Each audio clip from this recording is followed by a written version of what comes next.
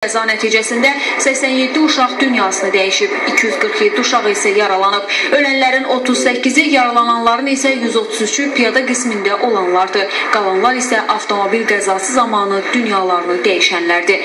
Baş Dövlət Yol Polis İdarəsinin İctimaiyyətlə Əlaqələr Şöbəsinin rəisi Kamran Əliyev bildirdi ki, əvvəlki illərlə müqayisədə uşaq ölümü ilə nəticələnən qəzaların sayında 6 fakt artım var.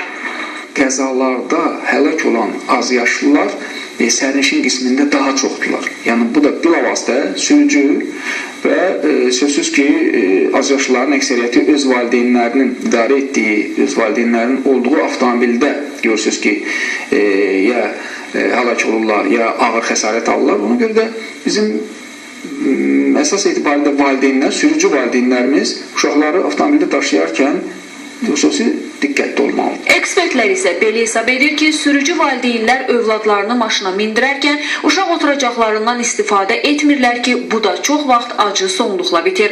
Arxa oturacaqda təhlükəsizlik kəmərlərinin taxılmaması da balacaları ölümə bir addım yaxınlaşdırır.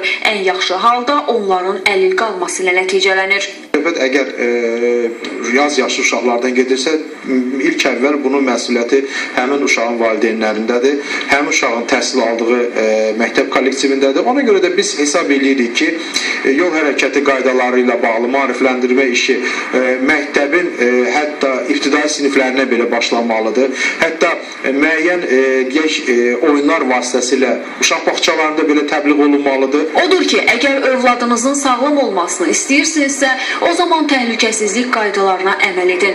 Əks halda həm öz həyatınızla, həm də övladınızın həyatı ilə vidalaşmalı olacaqsınız.